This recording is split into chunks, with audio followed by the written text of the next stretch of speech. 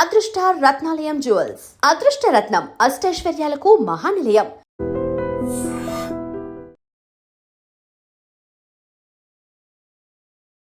Hi hello నమస్తే welcome back to iDream media.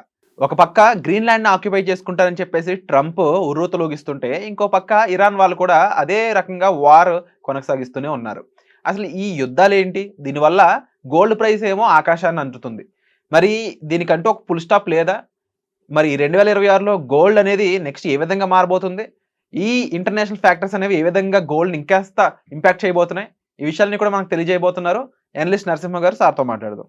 నమస్కారం sir. నమస్తే అండి. అంటే సార్, ఇప్పుడు గోల్డ్ అనేది లిటరల్లీ ఇంకా నాకు తెలిసి గోల్డ్ అనే దాన్ని మనం ఇంకా కొనమేమో, అది మైండ్లో కూడా పెట్టుకోమేమో అనేంత సిచ్యువేషన్స్ కనిపిస్తూ ఉన్నాయి.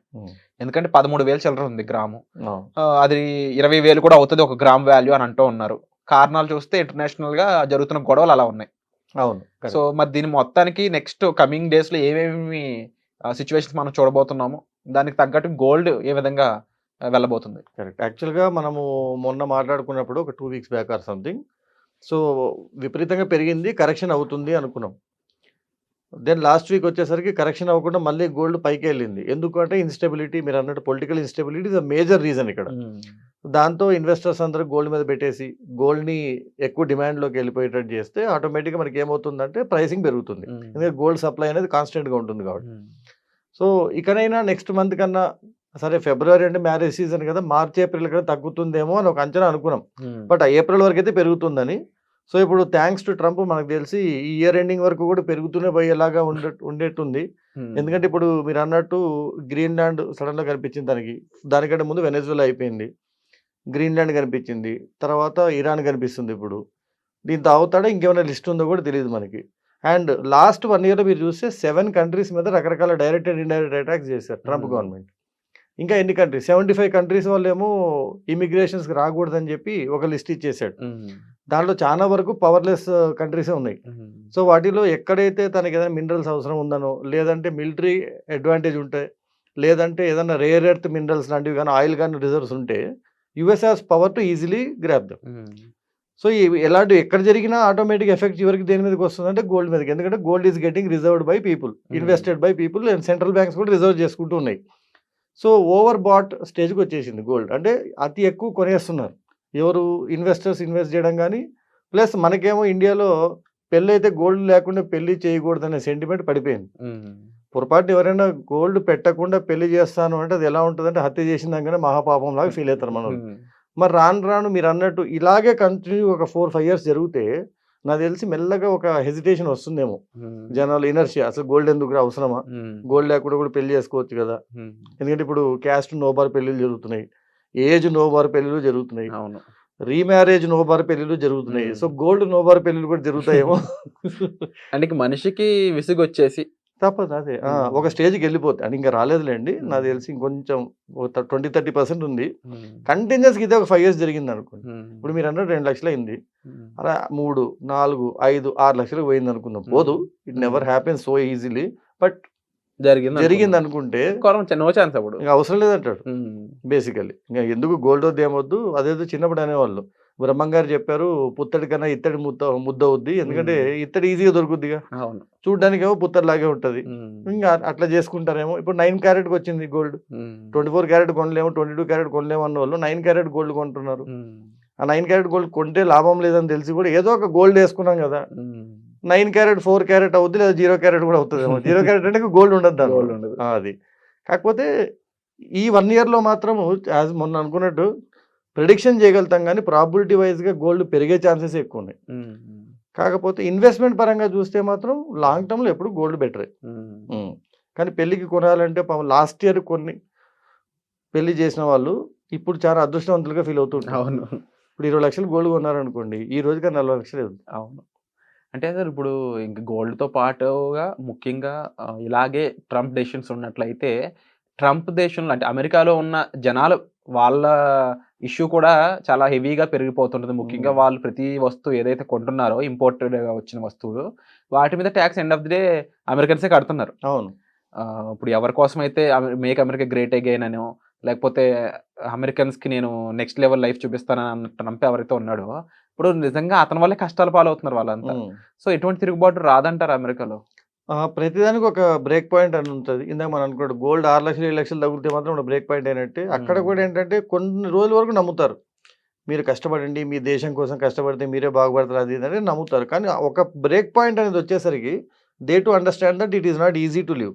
ఎందుకంటే ఇప్పుడు ఏంటి గ్రీన్లాండ్కి సపోర్ట్గా కాకపోయినా సిచ్యువేషన్ కాంప్లికేట్ చేద్దాం ఫ్రాన్స్, డెన్మార్క్ లాంటి కంట్రీస్ గ్రీన్లాండ్ వాళ్ళ ఆర్మీ పెడుతున్నారు.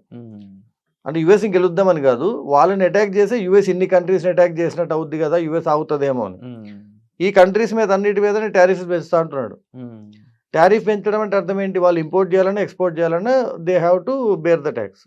ఒకవేళ యుఎస్ ఇంపోర్ట్ చేసుకుని ఆ కంట్రీస్ నుంచి వచ్చిన దానికి టారిఫ్స్ పడితే ఆ టారిఫ్ లాస్ట్కి ఎండ్ యూజర్ మీదకే పోద్ది. సో కామన్ పర్సన్ అనేవాడికి ఆటోమేటిక్ ఎఫెక్ట్ పడుద్ది.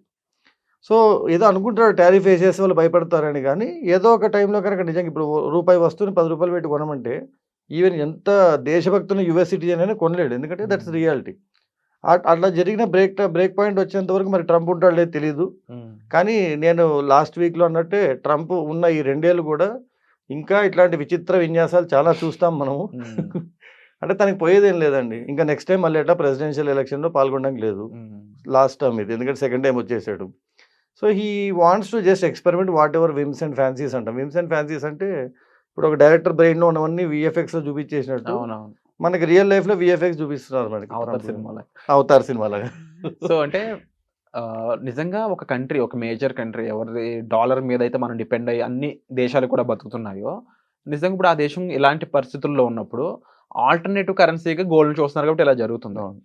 అండ్ దీని నుంచి మళ్ళీ కోలుకోవాలంటే ఓన్లీ ఆ దేశం డెసిషన్స్ వల్ల మారుతుందా, లేదంటే ఇండివిజువల్గా ఈ కంట్రీస్ అన్ని కలిపి ఏమైనా చేయగలవా? మంచి క్వశ్చన్ అడిగారు. ఎందుకంటే నేను చిన్నప్పుడు ఊహ తెలిసినప్పటి నుంచి ఎందుకు డాలర్ మీదే జరగాలి అని ఎప్పుడు ఒక క్వశ్చన్ ఉండేది. ఇండియన్స్ కూడా ఎందుకు అమెరికాకే పరిగెత్తాలి? ఓకే, బేసిక్గా మా ఫ్రెండ్స్ కూడా చాలామంది ఉన్నారు, మా బంధువులు ఉన్నారు, మాకంటే ముందు ఉన్నారు.